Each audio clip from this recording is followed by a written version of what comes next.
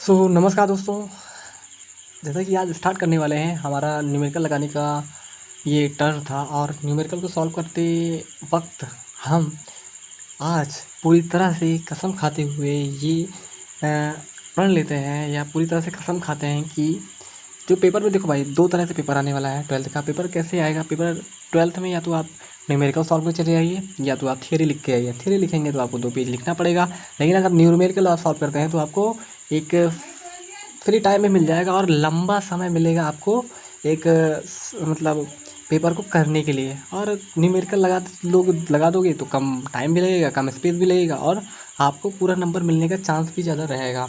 Numerical आपको लगाते समय पहले चैप्टर का फार्मूला जो यहाँ तक पूरा मैंने ड्राइव किया था, ड्राइव करके बताया था, दैट विल बी क्लियर, वो क्लियर होना चाहिए। और अब हम शुरू करने वाले हैं कि न्यूमेरिकल को सॉल्व कैसे करेंगे। भाई, हम पिछली क्लासेस में अगर हमने न्यूमेरिकल सॉल्व करना सीखा है या जाना है तो कुछ ना कुछ तो हमें न्यूमेरिकल के बारे में पता ही होगा कि मानक रूप क्या होता है, मानक रूप को कैसे सॉल्व करते हैं।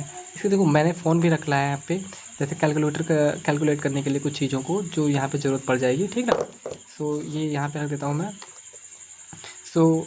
मैं स्टार्ट करता हूँ। तो पहले क्वेश्चन से मैं स्टार्ट करता हूँ। पहले क्वेश्चन थोड़ा सा इजी है, सेकंड क्वेश्चन भी थोड़ा सा इजी है, थर्ड क्वेश्चन में थोड़ा सा टफनेस है। उसके बाद वाला जो क्वेश्चन है वो भी नॉर्मल ही है, कोई ज़्यादा बड़ी बात नहीं है, बट नॉर्मल सबके लिए नहीं होता है, ठीक ना।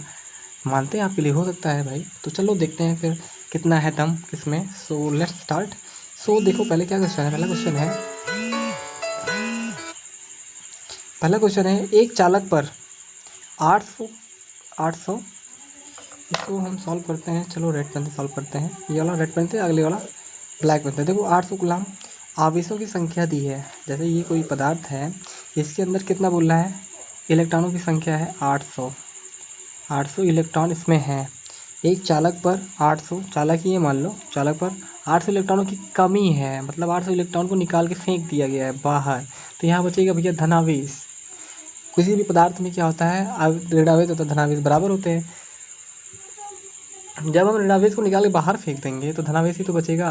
कितने की मात्रा में भैया? जितना निकला है उतने ही की मात्रा में यहाँ पे धनावेश बचेगा। तो धनावेश बचने का मतलब हो गया, देखो भाई, एक फार्मूला तो हमें पूरा पता है कि अगर इस पर n इलेक्ट्रॉन है तो इस पर आवेश कितना हो जाएगा, सॉरी, अगर इस पदार्थ पर इस चालक पर n आवेश हैं तो कुल आवेश कितना हो जाएगा, Q = n ही होता है, ठीक है। तो n देखो, n कितने निकाल के बाहर फेंकेंगे तो टोटल आवेश कितना हो जाएगा, बाहर कितने निकाल के फेंकेंगे वही है, ठीक ना। तो देखो n का वैल्यू 800 है, तो 800 को हम ऐसे यथावत लिख देते हैं। उसके बाद e का वैल्यू रख दो 1.6 × 10⁻⁹। यहाँ पे एक चीज़ और ध्यान देने लायक है, यंत्र तो संख्या है, इसका कोई कुछ नहीं होता है। और ये जो e लिखा है इसका मात्रक होता है कूलाम, ठीक, कूलाम, इसका मात्रक क्या होता है, कूलाम। तो ठीक है। Q बराबर अब लिखते हैं इसको, तो 16×5 = 16। देखो यहाँ पे अगर 16 का 8 बार पढ़ा पड़े, 16×8 = 144, ठीक ना।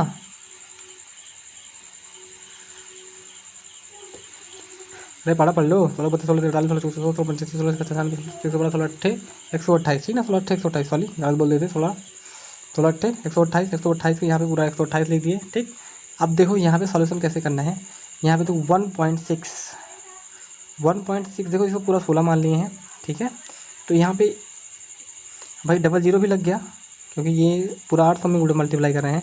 तो देखो यहाँ पे एक अंक पे दशमलव लग जाएगा, क्योंकि यहाँ पे एक अंक पे दशमलव था, और मल्टीप्लाई 10⁻⁻19, मतलब 10⁻19 कूलाम, ठीक ना। सॉल्यूशन करते बन रहा है भाई, तो बनेगा काहे नहीं यार, 12th में मजाक। हाँ, तो देखो यहाँ पे Q बराबर क्या हो जाएगा। देखो यहाँ पे ये कितने अंक का है, यहाँ पे लाना है मुझे। मानक रूप में लिखते समय यही तो करते हैं कि दशमलव के एक अंक के बाद लिखते हैं। तो 1 2 3 4 अंक कूद रहा है, तो 1.28। हाँ, 1.28, जीरो को नहीं लिखते हैं, कोई दिक्कत नहीं। कितने स्थान गए, 1 2 3, तो 10 दिखाते हैं, यहाँ पे 3 घटा दो, तो 19 में से 3 घट जाएगा, कितना हो जाएगा, ये देखो यहाँ पे कितना हो गया भाई, 1 2 3, 10 दिखाते हैं, यहाँ पे +3 लिख सकते हो कि नहीं लिख सकते हो। जब इस संख्या को इधर लेके जाते हैं तो क्या होता है, +3 से ऊपर चढ़ता है, और यहाँ पे 10 दिखाते -19 लिखा है कूलाम, ठीक, इतना कूलाम लिखा है। यहाँ पे अब देखो ध्यान से, 1.28 तो इसको लिख ही सकते हो, ये तो लिखा ही जाएगा। अब गुणा में घातें जुड़ जाती हैं, जब बेस बेस सेम होता है तो 10 की घातें क्या हो जाएगा, 19 में से 3 घटा दो भैया, कितना हो जाएगा, हो गया 16, तो -16। ठीक ना, देखो बड़ी संख्या माइनस में है तो माइनस में लिख दिए हैं बड़ी संख्या, तो कुलाम हो गया ये, कुलाम। ठीक, तो आई थिंक हमें लग रहा है कि हमने पहला क्वेश्चन सल्टा दिया। तो सल्टाने के बाद अब आते हैं दूसरे क्वेश्चन की तरफ, बढ़ते हैं फटाफट। इसमें तो कैलकुलेटर की ज़रूरत ही नहीं पड़ी, हाँ थोड़ा पढ़ा याद तो नहीं था बट याद कर लिए हम। सो चलो देखते हैं अगला क्वेश्चन फटाफट। तो अगला क्वेश्चन क्या है भैया, दो प्रोटॉनों के मध्य लगने वाली प्रतिकर्षण बल, ठीक ना। मान लो यहाँ पे एक प्रोटॉन है P, यहाँ पे एक प्रोटॉन है P। अब यहाँ पे इस पर प्लस चार्ज होता है, आपको पता है इसके पे प्लस चार्ज होता है, तो बाहर की तरफ किरणें इससे मतलब विद्युत बल रेखाएँ निकलती रहती हैं। विद्युत बल रेखाएँ निकलने की वजह से इसमें क्या होता है, ये बाहर की तरफ फोर्स लगाएगा, चारों तरफ अपने समान आवेशों को धक्का देगा, तो ये प्रोटॉन को धक्का देगा, तो ये इधर भगेगा, ये इधर भगेगा। तो इन दोनों के बीच बल ही हमें निकालना है, तो प्रतिक्रिया बल की गणना करनी है। उनके बीच की दूरी कितना है, दूरी भी हमें पता हुई है। तो प्रोटॉन का मतलब क्या समझते हो, प्रोटॉन का मतलब प्रोटॉन का आवेश जो होता है वो इलेक्ट्रॉनों के आवेश के बराबर होता है। तो प्रोटॉन का आवेश जो होता है ना, प्रोटॉन का जो आवेश होता है वो 1.6 × 10⁻⁻19 कूलाम होता है। लेकिन यहाँ पे प्लस होता है क्योंकि प्रोटॉन प्लस होता है, ठीक है, कूलाम आवेश होता है, तो यहाँ पे ये प्लस होता है। यहाँ पे हम ब्लैक पेन से लेके चलते हैं, क्योंकि ब्लैक पेन और रेड पेन में कन्फ्यूजन हो जाएगा तो फिर समस्या हो जाएगी। फिर आगे देखिए यहाँ पे, भाई देखते हैं यहाँ पे, आगे देखने के लिए देखो यहाँ पे तो फार्मूला लगता है, फार्मूला होता है F=, अरे भाई यार कूलाम का नियम लगा दो, और क्या है, कितना बड़ा क्वेश्चन है। 1/4πε0, 1/4πε0 लगा के उसके बाद यहाँ पे Q1 Q2/r²। ये तो हमें लग रहा है बहुत कम जगह छोड़ दिए भैया हैं, 9 × 10⁹ मतलब भर ही जाएगा नीचे वाला क्वेश्चन। तो फिर हमें क्या करना पड़ेगा, जंप बम जंप करना पड़ेगा। तो देखो यहाँ पे इतने के पूरे का वैल्यू को तुम्हें पता होना चाहिए कि 9 × 10⁹ होता है हमेशा, लेकिन यहाँ पे ε0 लिखा हो तब, अगर ε0 के लिखा हो तब फिर प्रॉब्लम हो जाएगी ना। तब यहाँ पे इतने का वैल्यू 9 × 10⁻9 नहीं होगा। अब देखो यहाँ पे, अब यहाँ पे सिर्फ ε0 लगा है तो इसका वैल्यू है 9 × 10⁻9, ठीक। तो यहाँ पे मल्टीप्लाई लगा है, मल्टीप्लाई लगा दे। Q1 का वैल्यू कितना होता है, 1.6 × 10⁻⁻19।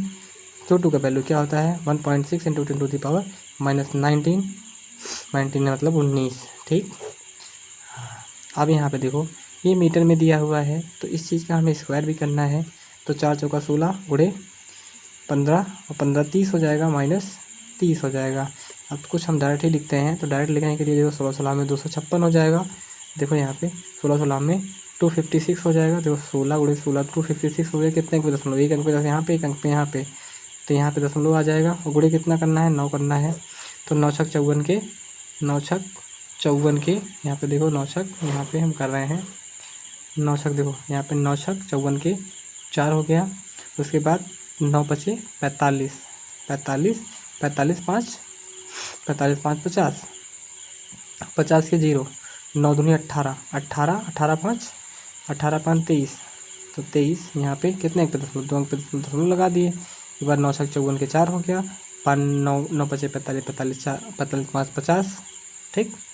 और 9 दूनी 18 18 5 23 हो गया, ठीक है ना। तो 23.04 आ गया। मतलब इसका देखो इसका मल्टीप्लाई करने पे हमारे पास आया 23.04। अब देखो यहाँ पे कुछ चीज़ें कट रही थी बबुआ, तुमने काटी नहीं ना, काटी नहीं तुमने। चलो यहाँ पे कट क्या रहा था, देखो यहाँ से ये पूरा कट रहा था ना, तो यहाँ पे देखो ये लिखा है 10, कटने के बाद देखो भाई यहाँ पे दशमलव है, दशमलव जब इधर आता है 10 का गुणा हो जाएगा, 10 का गुणा हो गया तो अब इससे पूरा कैंसिल हो गया। तो यहाँ पे 16 9 144, यहाँ पे इसको हटाओ भैया, ज़्यादा ईजी लेके चल रहा है कि नहीं। देखो यहाँ से ये कैंसिल हो गया, 10 का गुणा करने के बाद देखो ये दशमलव यहाँ लगा होता है, ये दशमलव जब यहाँ घिसक के आएगा तो यहाँ पे 10 का मल्टीप्लाई हो जाएगा, 10 का मल्टीप्लाई हो गया, इससे ये कैंसिल हो गया ना। अब तो 16 का 9 में उल्टा करोगे, 16 9 144 होता है, ठीक। 16 9 144। उसके बाद देखो यहाँ पे एक अंक पे दशमलव है, एक अंक पे ठोक दे दशमलव, ठीक है। अब उसके बाद 10 वाला क्लियर कर लेते हैं, घाते क्लियर करते हैं भाई। देखो 19 19 38, 38 में से 9 घटा दो तो 10 की घाते -29, क्या ठीक है? 19 19 38, देखो गुणा में घाते जुड़ जाती हैं, माइनस माइनस माइनस हो जाएंगे, लेकिन 19 दूना 38 हो जाएगा। 38 में से देखो 9 भी घट जाना है, यहाँ पे प्लस में है, ये दोनों माइनस में है, तो ये दोनों जुड़ी थी, इसमें से 9 घट गया तो 9 घट जाएगा। 19 19 38, 38 में से जब 9 घटा दोगे तो कितना हो जाएगा? 29 हो जाएगा, ठीक है ना। 38 में से 9 घटा दोगे 29 हो जाएगा। नीचे क्या बचा भैया? नीचे तो ये निकल लिया, यहाँ पे 10 की घाते 1 बचा है, यहाँ पे आगे प्लस है, यहाँ पे माइनस है, तो 30 में से 1 घटा दो, 10 की घाते, तो पता नहीं कौन सा चूतिया फ़ोन कर देता है अभी। तो देखो 10 की घाते, यहाँ पे 10 की घाते, देखो यहाँ पे 30 में से 1 घट गया भाई, ये -29 हो गया, ठीक। तो अब देखो ये हम निकल पड़े जन्नत के सफ़र पर। सो 1.4 कितना न्यूटन इज़ द फोर्स, यही हो गया तुम्हारा आंसर। तो बल निकाल रहे थे भैया, बल निकल गया यहाँ पे, ठीक ना, यही हो गया तुम्हारा आंसर, ठीक है। आई थिंक मैंने बहुत कम जगह में लगा दिया है।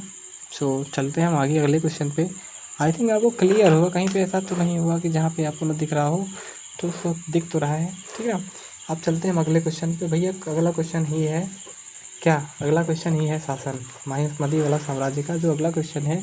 इस क्वेश्चन में हम थोड़े से एडिशनल पॉइंट्स को पहले ही ऐड कर दिए हैं। देखो जैसे इसमें पहले क्वेश्चन को पढ़ो, हाइड्रोजन परमाणु में, हाइड्रोजन परमाणु की बात हो रही है। हाइड्रोजन परमाणु के बारे में आप जानते हो कि उसका परमाणु क्रमांक 1 होता है तथा उस पर एक इलेक्ट्रॉन तथा एक प्रोटॉन होते हैं। एक प्रोटॉन और इलेक्ट्रॉन होने की वजह से उसका भार कितना होता है?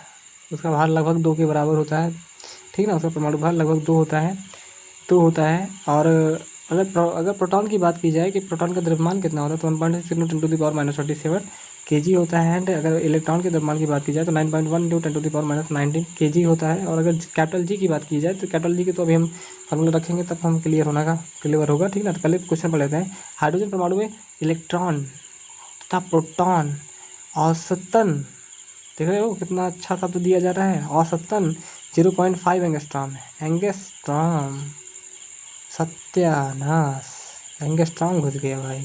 अब ये क्या है यार? दूरी पर स्थित है, एंगस्ट्रॉम दूरी ही तो है, बस दूरी में दूरी है, बस मात्रा क्या? एंगस्ट्रॉम जैसे मीटर को सेंटीमीटर में लिख सकते हो, उसी तरह से एंगस्ट्रॉम को मीटर में लिख सकते हो, तो कोई प्रॉब्लम नहीं है।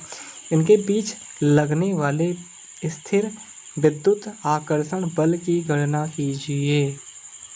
हाँ, तो इनके बीच स्थिर मतलब लगने वाले स्थिर विद्युत आकर्षण बल की गुरुत्वाकर्षण के साथ तुलना करनी है।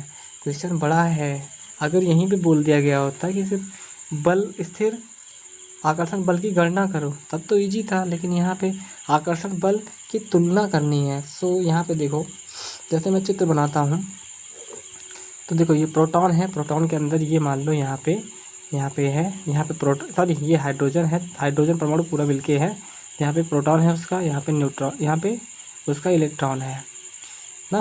देखो प्रोटॉन इलेक्ट्रॉन की बात हुई ना, इलेक्ट्रॉन प्रोटॉन की बात, इलेक्ट्रॉन प्रोटॉन की बात हुई है यहाँ पे। अब दोनों के बीच क्या होगा? आकर्षण बल होगा, दोनों के बीच आकर्षण बल होगा, ठीक ना। खिंचाव महसूस करेंगे एक दूसरे के प्रति। और यहाँ से यहाँ तक की दूरी ना उन्होंने दे दी है कितना एंगस्ट्रॉम? 0.5 एंगस्ट्रॉम। तो पहले हम दूरी को क्लियर कर लेते हैं। बीच की दूरी, बीच की देखो यहाँ पे हम इसको ब्रैकेट में कर देते हैं। बीच की दूरी बराबर कितना हो जाएगा? देखो कितना एंगस्ट्रॉम दिया? 0.5 एंगस्ट्रॉम। ताला एक एंगस्ट्रॉम भी सही नहीं देख पाए, 0.5 आधा एंगस्ट्रॉम दिए हैं। सो आधा एंगस्ट्रॉम दिए हैं, तो आधा एंगस्ट्रॉम को पहले देखो, एक एंगस्ट्रॉम बराबर होता है, एक एंगस्ट्रॉम बराबर होता है 10 की घाते -10 मीटर। तो इतना एंगस्ट्रॉम बराबर कितना हो जाएगा? तो दूरी बराबर हो जाएगा, दूरी बराबर हो जाएगा 0.5 × 10⁻10 मीटर, ठीक है। इसको ऐसे लिख सकते हो 5 × 10⁻11 मीटर। देखो दशमलव इधर गया है तो यहाँ पे एक घात और बढ़ गई, ठीक है, इतना मीटर दूरी हो गई, ठीक ना। तो दूरी को याद रखने के लिए यहाँ पे ये दूरी समझो चाहे ये आर बोलो, एक ही बात है, ठीक है। अब हम जंप करते हैं आगे ना, फार्मूले को थोड़ा सा समझते हैं, फार्मूला को कैसे बनाएंगे। अगला पेज मैंने खाली रखा है, डोंट वरी रहो बिल्कुल। सो फार्मूला को दो कैसे बनाते हैं, तुमको पता होगा कूलाम का नियम का फार्मूला होता है 1/4 pi epsilon naught into Q1 Q2 upon r square. ये पहला फार्मूला हो गया। दूसरा फार्मूला क्या होता है, देखो एफ ई है इलेक्ट्रोस्टैटिक फोर्स, ठीक ना, और यहाँ पे एफ एम लगाते हैं ना, ये क्या है एफ ग्रेविटेशनल फोर्स है ना, तो यहाँ पे कैपिटल जी लिखते हैं, मतलब समझो जी है, मास के कारण बल है ना, मास के कारण बल है, एफ एम लिखते हैं इसको। तो इसका क्या होता है भैया, कैपिटल जी ना, M1 यहाँ पे एम ई हो जाएगा, एम पी हो जाएगा अपन आर स्क्वायर हो जाएगा, ठीक ना। तो यहाँ पे अब देखो ये इक्वेशन नंबर 2 हो गया। इक्वेशन नंबर 2 होने के बाद अगर दोनों की तुलना कर दे ना, कौन सा बड़ा होता है, वैसे ये बड़ा होता है, क्योंकि भाई इलेक्ट्रोस्टैटिक फोर्स है, बड़ा तो यही होगा ना, बड़ा यही होगा, क्योंकि ये दोनों आपस में बहुत ज़्यादा ताकतवर क्लोज होते हैं। ये कौन सा है, इनमें तो इलेक्ट्रॉन प्रोटॉन के बीच कोई बल ही लगता नहीं है, बस हल्का पता ही नहीं चलता होगा कि इलेक्ट्रॉन प्रोटॉन के बीच बल लग रहा है। तो देखो दोनों इक्वेशन को अगर हम क्या करें, एक दूसरे के ऊपर कर दें, ऊपर नीचे कर दें, मतलब भाग दे दें, इक्वेशन फर्स्ट से भागी इक्वेशन सेकेंड कर दें, तो देखो यहाँ पे एफ ई बटा एफ एम कर दें, तो बराबर देखो कितना हो जाएगा 1/4 पाई एप्सिलॉन नॉट, ठीक है ना, 4 पाई एप्सिलॉन नॉट बटा का मतलब यहाँ तो यहीं जी का गुणा हो जाएगा, ठीक है। और यहाँ पे देखो बटा से बटा करोगे तो ये पार्ट से ये पार्ट निकल लेगा, तो ऊपर क्या बचेगा, ऊपर बचेगा Q1 Q2 अपान नीचे क्या बचेगा, तो जी तो आ ही गया भाई, G M E M P कितना बचेगा, इतना ही तो बचेगा। अब देखो इतने का वैल्यू अब रखना शुरू करते हैं भैया, ठीक है, एफ एम, ठीक है। अब देखो एफ एम, अब यहाँ पे इतने का वैल्यू रख देते हैं हम, कितना 9 × 10⁻⁹ ही होगा, और इंटू अब यहाँ पे देखो ये इतने पूरे का वैल्यू हम रख दिए, लेकिन नीचे जी भी है, तो जी का वैल्यू कितना हो जाएगा 6.67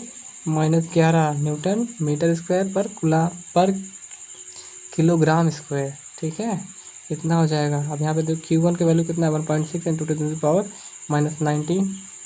यहाँ पे ये Q1 क्या है, प्रोटॉन है, एक प्रोटॉन होगा एक इलेक्ट्रॉन होगा, तो ये प्रोटॉन है, अभी इसमें प्लस है, प्रोटॉन है 1.6 × 10⁻19। ये क्या है, इलेक्ट्रॉन है, इसके सामने हम माइनस लगा देते हैं। नीचे देखो जी का वैल्यू, अरे सॉरी यहाँ पे जी का थोड़ी ना वैल्यू होगा, यहाँ पे तो जी का वैल्यू हम रख ही चुके हैं, ये जी यहाँ पे है, तो यहाँ पे M1 एम ई और एम पी ही होगा। तो एम ई का वैल्यू क्या बताए थे आपको हम, 9.1 × 10⁻31 -31 बताए थे, और इसका वैल्यू क्या बताए थे 1.67 × 10⁻, क्या बताए थे 27, ये वाला फॉरगेट हो गया था भाई, माफ़ करना। चलो तो अब इसमें कुछ काटते पीटते हैं भैया, कुछ कटेगा पीटेगा, बड़ी समस्या है भैया, लंबा कटेगा पीटेगा। सो यहाँ पे काट पीट के चलो अब हम कैलकुलेटर का यूज करते हैं, कैलकुलेटर और भैया काम आए। तो देखो यहाँ पे कैलकुलेटर को कहाँ से मिलेगा भैया, हैं यहीं पे मिलता है, अरे ये देखो यार आ गया कैलकुलेटर देखो मल्टीप्लाई करो 9, फिर क्या करना है मल्टीप्लाई, उसके बाद करना है 1.6 फिर मल्टीप्लाई करना है 1, उसके बाद 0.6, ठीक। चेक करते हैं कितना आ गया 23.04 इतने के वैल्यू हो गया 23.04, ठीक।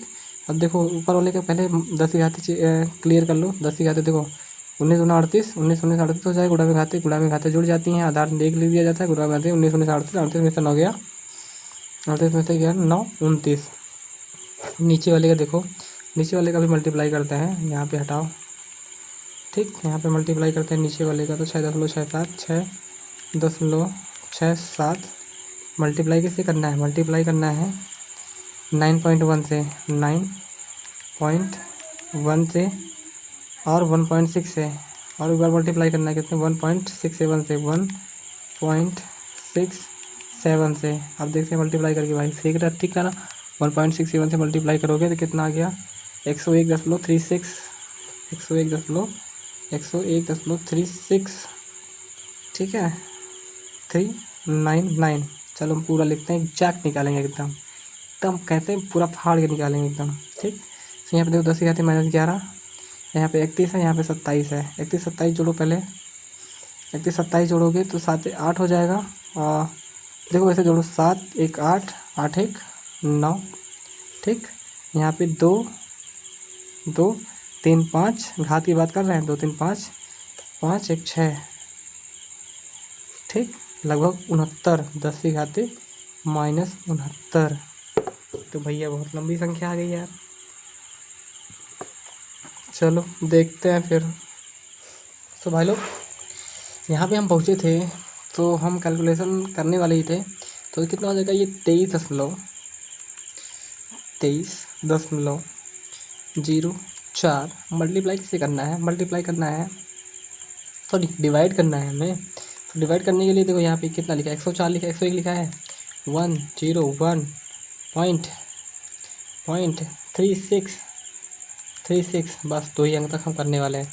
सो कितना हो जाएगा, इसका मतलब हो गया, इसका देखो इतने का डिवाइड का मतलब हो गया हमारा 0.22, ठीक, 731 मल्टीप्लाई, देखो यहाँ पे ये ऊपर चला जाएगा भैया, तो कितना हो जाएगा 10 की पावर, अगर हम ऐसे लिख दें 69-29, तो कोई समस्या नहीं, कोई समस्या नहीं है भैया, कोई समस्या नहीं है। तो देखो यहाँ पे 0.22731 मल्टीप्लाई, देखो ये घट जाएगा, कितना हो जाएगा, 9 में से 9 गया 0, 10 दिखाते 0, यहाँ पे 6 में तो चाहिए 4 40, ठीक ना। तो यहाँ पे 2.2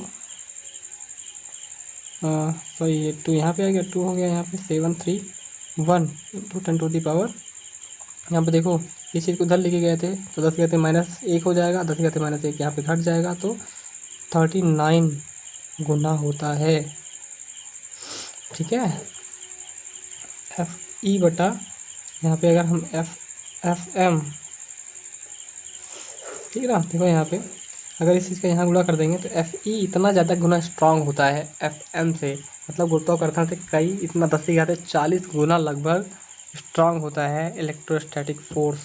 तो आगे चलने वाले हैं। तो ये क्वेश्चन यहाँ पे भी है और इसको सल्टाना है हमें, तो इस क्वेश्चन को पहले पढ़ो ठीक से, पढ़ने के बाद ही क्लियर होगा कि कौन सा फार्मूला लगने वाला है और कौन सा फार्मूला हम लगाने वाले हैं, ठीक है ना। तो देखो कभी कभार होता है कि हम फार्मूला दूसरा लगा देते हैं तो क्वेश्चन का आंसर नहीं आता है। न्यूमेरिकल से ईजी क्या होगा यार, मैथ से न्यूमेरिकल लगभग बहुत ज़्यादा गुना, लगभग मान के चलो बहुत ज़्यादा ईजी होता है, ठीक ना। देखो जब हवा में विद्युत क्षेत्र की तीव्रता, देखो बोल क्या रहा है, हवा बोले चाहे पानी बोले कुछ भी बोले ना, न्यूमेरिकल उन्हीं फार्मूलाज पे है जो तुम्हारी किताब में फार्मूले दिए गए हैं, उसके अलावा कहीं से न्यूमेरिकल आने वाला नहीं है, ठीक। हवा पानी नदी तालाब कुछ भी बोले, देखो क्या बोल रहा है, जब हवा में विद्युत क्षेत्र की तीव्रता ना, क्या बोला पहला, यहाँ पे ई बराबर दे दिया सॉल्यूशन, यहाँ पे ना ई बराबर दे दिया कितना 3.6 इंटू 10⁻⁻19 नहीं सॉरी +6 10⁻6, इतना क्या वोल्ट मीटर या न्यूटन पर कूलाम, दोनों मात्रक ही होता है। ई का मात्रक क्या होता है, चाहे न्यूटन पर कूलाम लिखो चाहे वोल्ट पर मीटर लिखो, वोल्ट पर मीटर या न्यूटन पर कूलाम दोनों एक ही है, हो जाती है। तो वायु की रोधन भंग हो जाती है, मतलब जो रोकती थी वायु, मतलब जैसे भाई यहाँ पे देखो, यहाँ पे वायु भरी है अभी, ये मान लो एक डिब्बा है, ये डब्बा था हमारे पास, ये पूरा खाली है, इसके अंदर वायु भरी है, मतलब जो हम ऑक्सीजन ले रहे हैं वो भरी हुई है इसके अंदर। अगर हम यहाँ पे क्या करें, एक यहाँ पे प्लस चार्ज रख दें और यहाँ पे एक माइनस चार्ज रख दें, तो एक विद्युत क्षेत्र बन जाएगा, नहीं बन जाएगा, इसके अंदर विद्युत क्षेत्र बन जाएगा, एक विद्युत क्षेत्र इसके अंदर बन जाएगा। विद्युत क्षेत्र बनने के बाद क्या हो रहा है, अब क्या हो रहा है, अब वायु कुछ नहीं काम कर रही है, जब हम इतना विद्युत क्षेत्र इस पर लगा दिए इतना, तब ये वायु काम करना बंद कर दी, विद्युत को रोकना बंद कर दिया, इसमें धारा फ्लो हो रही है, ठीक ना। बताइए कि 2.5 मीटर त्रिज्या के धातु के गोले में अधिकतम कितना आवेश संचित किया जा सकता है, ठीक है ना। तो यहाँ पे तो देखो यहाँ पे ई पता है हमें और उसके बाद आर पता है, आर पता है, आर कितना है 2.5 मीटर। और तुम्हें आपको पता होगा कि ई बराबर फार्मूला होता है 1/4 pi epsilon naught into Q upon r square. ठीक, आर स्क्वायर, और यहाँ पे न्यूटन पर कूलाम लिखो, चाहे बोल्ट पर मीटर लिखो। तो यहाँ पे कितने का वैल्यू हो जाएगा, 9 × 10⁻9 हो जाएगा। और यहाँ पे क्यू का वैल्यू हो जाएगा, क्यू का वैल्यू हो जाएगा कितना दिया है क्यू का वैल्यू, क्यू का वैल्यू हमें फाइंड आउट करना है। ई का वैल्यू दिया है हमें भाई 3.6 इंटू 10⁻, कितना दिया था भाई, 6 दिया था ना, 6 दिया था इसका।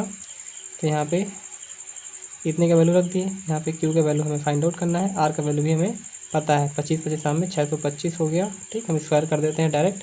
यहाँ पे जो यहाँ पे देखो पॉइंट लगा है कितने अंक पे, 1 अंक पे लगा है, तो लेकिन इसी से गुणा करेंगे तो 2 अंक पे हो जाएगा। तो 2 अंक पे हो जाने की वजह से यहाँ पे पॉइंट लग गया। देखो तो क्यू बराबर कैसे निकल के आएगा, तो यहाँ पे हो जाएगा 3.6 इंटू 10⁻6 मल्टीप्लाई किससे 6.25 से ना, इस ये नीचे भाग में है, उधर जाके इसके साथ गुणा हो जाएगा।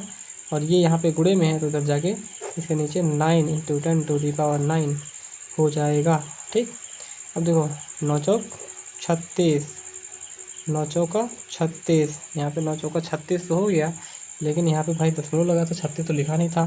तो क्या करेंगे हम, यहाँ पे गुणे 10 से घाते क्या करते थे, दशमलव को इधर लेके आते हैं तो 10 से घाते -1 का गुणा हो जाता है। तो देखो 10 से घाते यहाँ पे 6 है, 6 में से 1 घट जाएगा 4, तो 6 में से गया 5, तो यहाँ पे 4 आया। अब 4 का इसके साथ गुणा कर दो तो 6 चौक 24 के 5 चौक 20 के 0, 4 दूना 8, हाँ 4 दूना 8 1, 8 1 9 1 10, 10 के 0, ठीक ना। और उसके बाद 6 चौक 24, 24 1 25, ठीक है, यहाँ पे 25 होगा। 25 होने के बाद 2 अंक पे दशमलव है, 2 अंक पे दशमलव लगा दिए।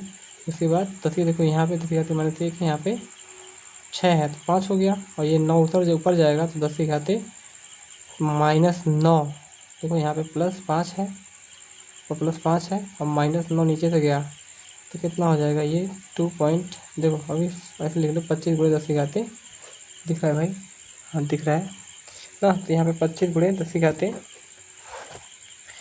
तो 25 × 10 के घाते 9 में से 5 गया 4 आ जाएगा, लेकिन माइनस में आ जाएगा। तो देखो दशमलव अभी यहाँ पे लगा है, दशमलव इधर जाएगा तो 2.5 इंटू 10⁻, यहाँ पे जब इधर जाता है दशमलव तो एक यहाँ पे घट जाता है तो -3 हो जाएगा। ठीक, अगर इसको आप ऐसे भी लिख सकते हो Q = 0.0025 क्या कूलाम। ठीक, ये इतना आंसर आया। तो आई थिंक आपको 3 क्वेश्चन तो भाई पूरा, वो सॉरी 5 क्वेश्चन, 4 क्वेश्चन तो आपको पूरा क्लियर हुआ होगा।